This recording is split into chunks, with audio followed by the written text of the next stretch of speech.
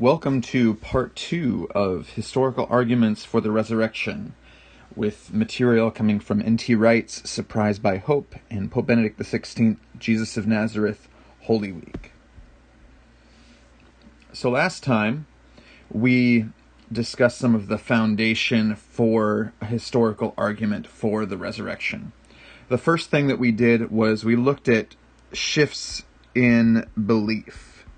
That we looked at before with pagan beliefs that there was this disembodied future, and you could align with Homer, who thought that it was bad, or Plato that thought it was good because you would be a disembodied soul. And then there were the Jewish understandings of death, which only one really included the resurrection, and that was the Pharisees. But they believed that the resurrection was at the end of time, and that there would be no one resurrecting before then. And so, when we see the Christian point of view that develops, and Christians are coming from all of these different walks of life, all of these different beliefs, and they all believe in a resurrection, and they believe that there will be one person before all time, and that would be Jesus. And so something needs to explain this shift. And that was our first point. Then we talked more specifically, and this is something we've talked about all year, is that the term Messiah is strange for Jesus after his death. That this is something that would have made sense for people to have said while he was alive, but then once he's executed, it wouldn't make sense to call him the Messiah. It wouldn't make sense to call him the Son of God, because that's not what they're supposed to do. It would make sense, as we talked about, for the people that follow him to say, okay, he was actually just a prophet. So yes, he was mistaken about his identity as Messiah, but, still a good guy, a prophet. Or, if you believe that what Jesus was teaching was not good or valuable, you say, he was wrong. These are the simpler solutions. And so it's strange that his followers call him these two rather than this one. And so we need to explain, okay, why would they say these two when they don't make any sense? Someone isn't killed, and then you say that they're actually the king now. It would make sense to say, okay, Jesus isn't the Messiah, but Peter is, or James is, or Paul is. That it would make sense to give a successor the title more than to just say that the person who just died is still and is actually the Messiah. That someone carries on their cause, as we see it happens in almost every other instance. So, that was the second thing. And then we went through a fourfold argument about the resurrection narratives being really early. And the main point that I saw that really convinces me of it is that the women being the earliest witnesses. That if the resurrection narratives are designed, if they're made up, then it doesn't make sense to include women as the principal witnesses. And sometimes people will say, well, maybe they had women be the principal witnesses to show how real it was. And that is clever, but people don't do that when they're first designing something. That makes only more sense really late. So if you're making an excuse for something, you don't say that someone who's not credible at all allowed you to do it. You would say that someone reputable that is telling you to do that. And this is not intending to say that women are not reputable, but that at that time, people wouldn't have believed women to be reputable. And so within that sexist framework, this doesn't make sense. And we see that Paul edits it out later. And so the women had to be the principal witnesses. And then the question is, witnesses of what? And that's really where we were so far. So, we're going to go with two historical points, and I'm going to argue that these are true, regardless of where you're coming from in your belief.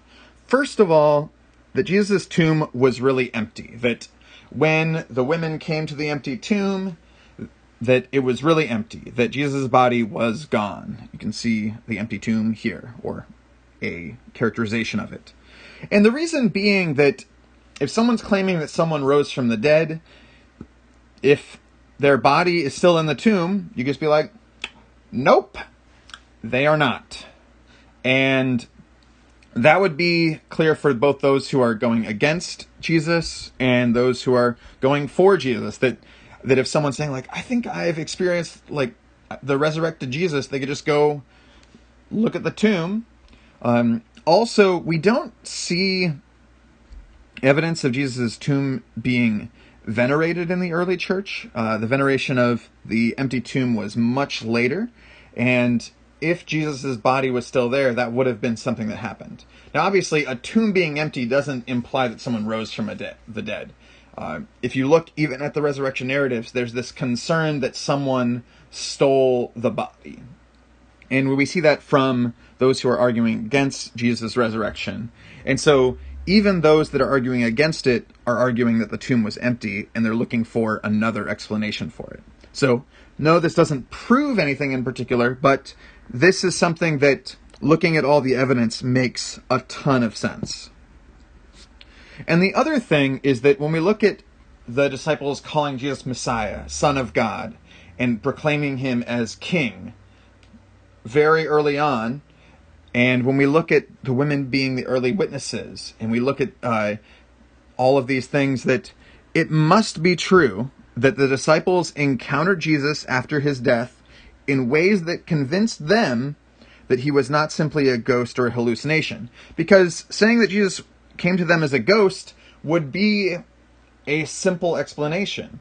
And in that time, even more than our time, this would have been a very acceptable solution. That, oh, like, I love this person, I cared about this person, and this person appeared to me as a ghost. And that wouldn't mean that this person is still alive. No one would have thought that. And so they had to have had some sorts of experiences that led them to believe that Jesus was not simply a ghost or a hallucination. So, here are some other arguments that people have proposed. One was that, Jesus didn't really die, that he faked his death, and that he was really alive, and so he just reappeared afterwards.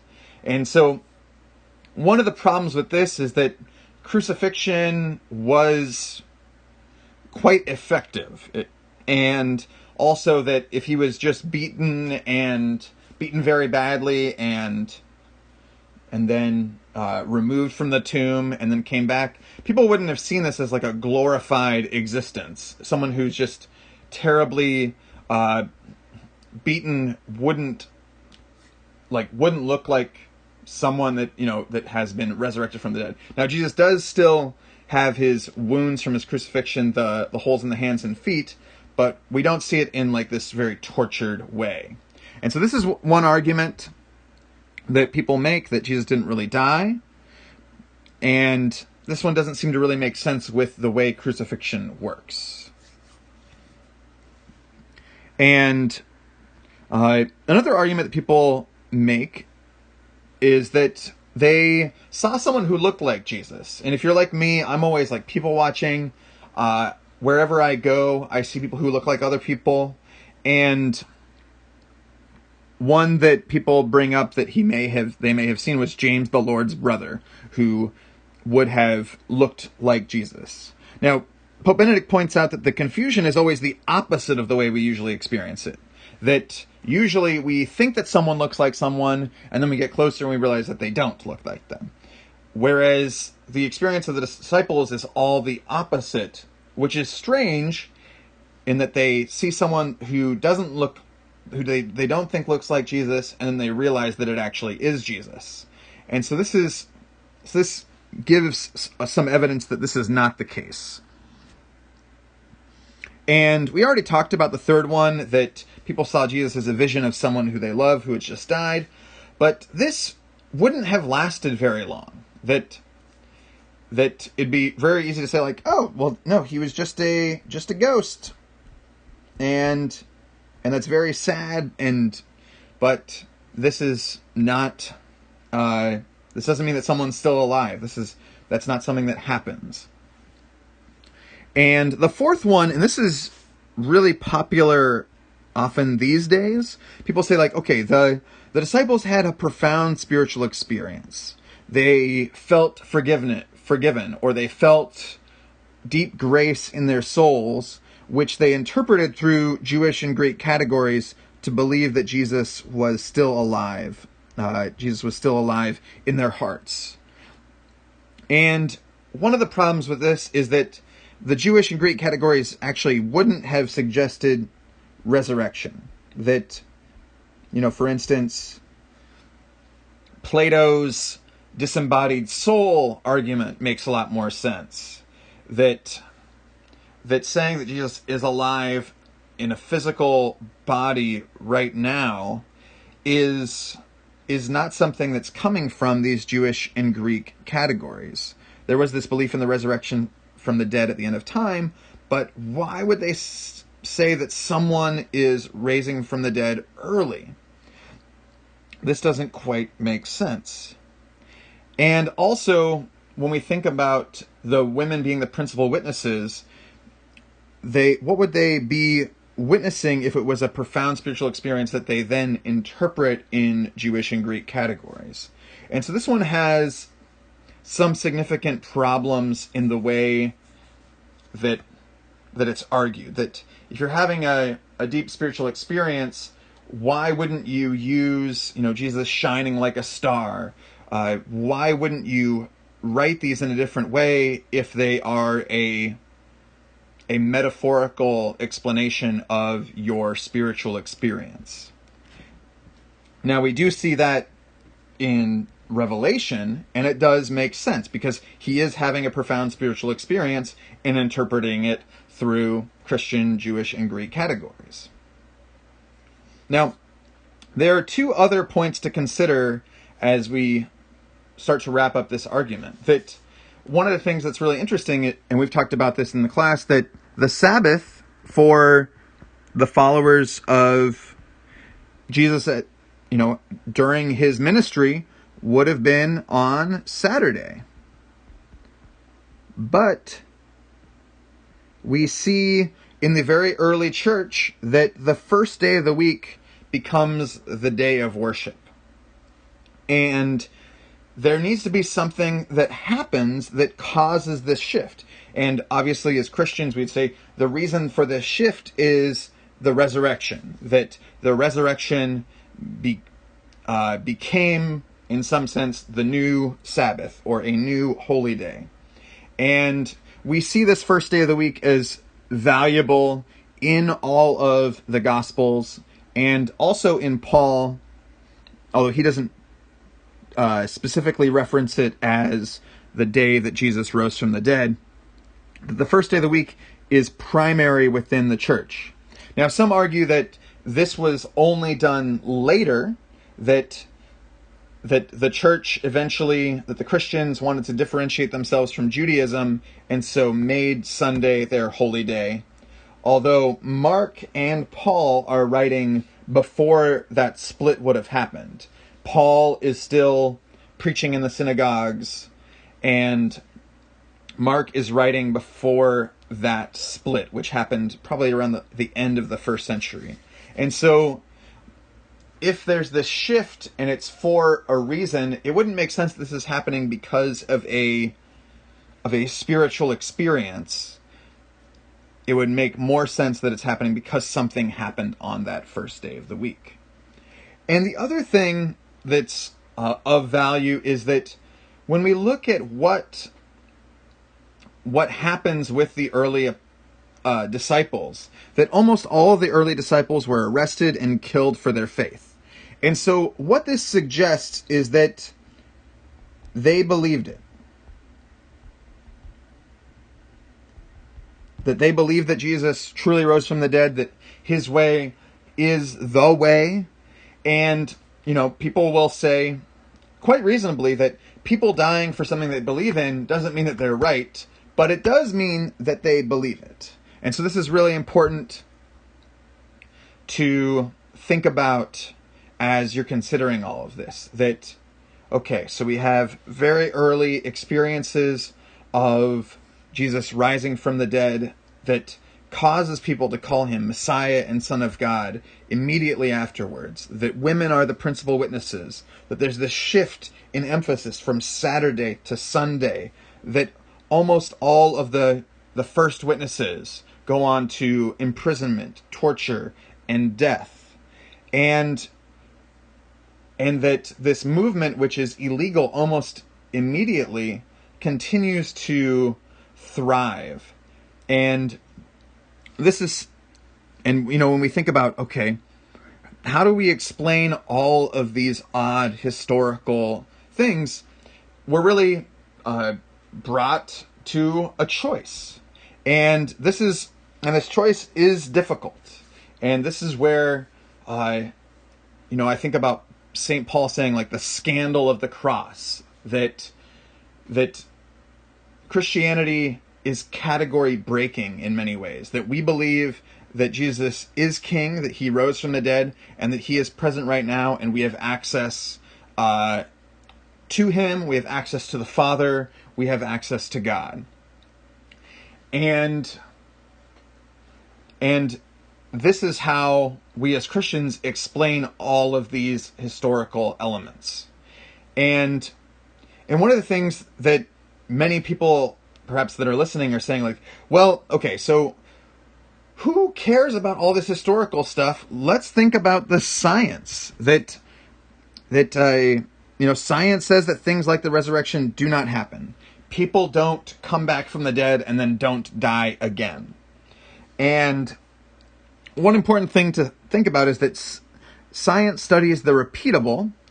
If you think about the scientific method, that your results, if peer-reviewed and can be replicated, that indicates that they are true. Whereas history studies the unrepeatable, and that even something that's really unlikely, if it happened, then it happened. It doesn't have to happen again for it to have happened.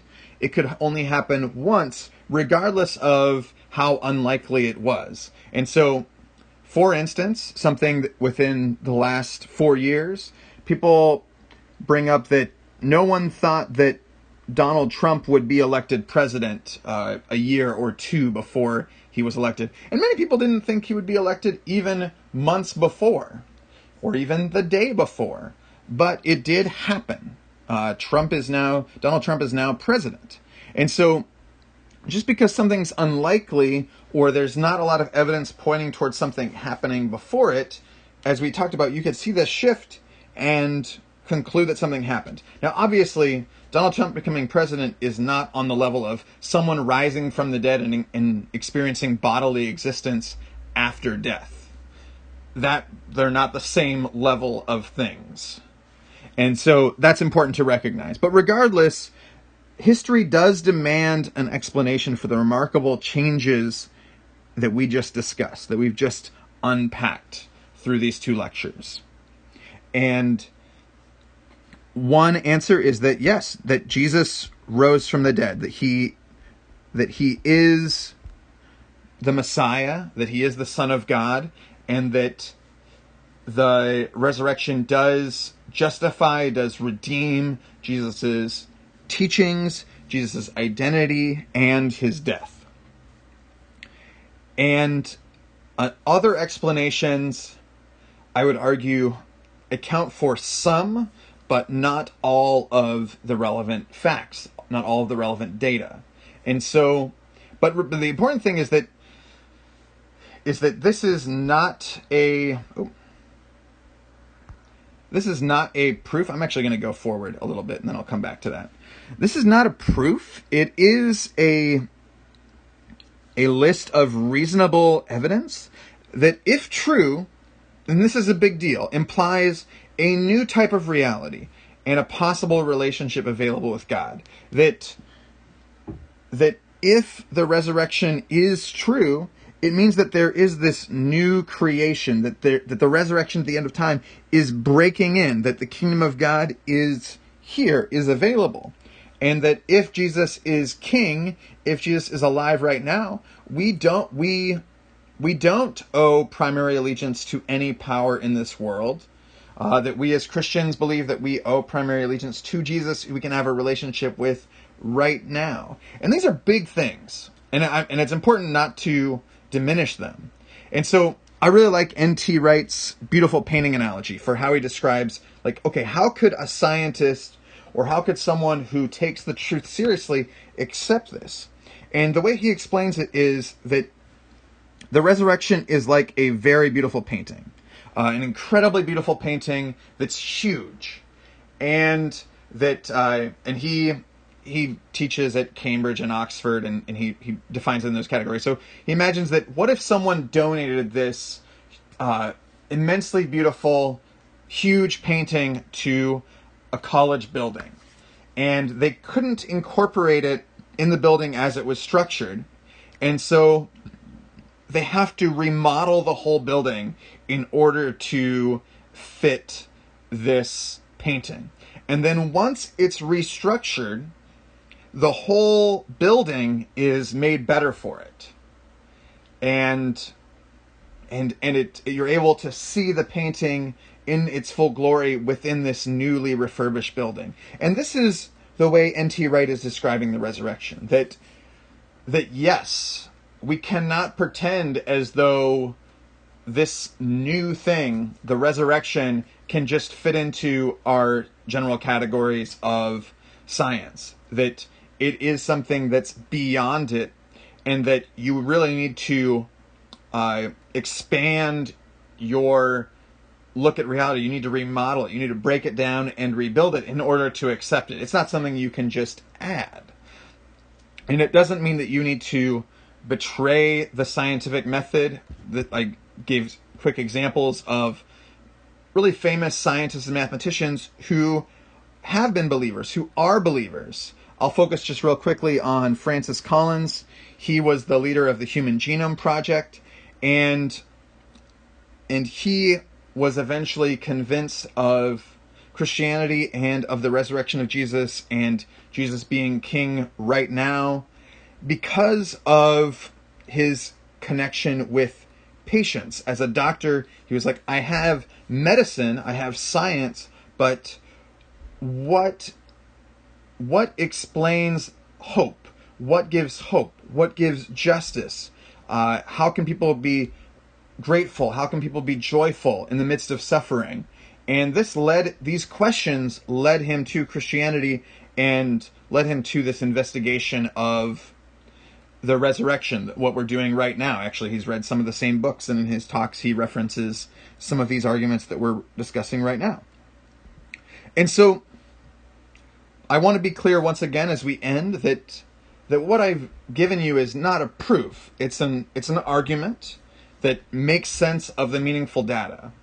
And I've presented some counter arguments as we've gone through.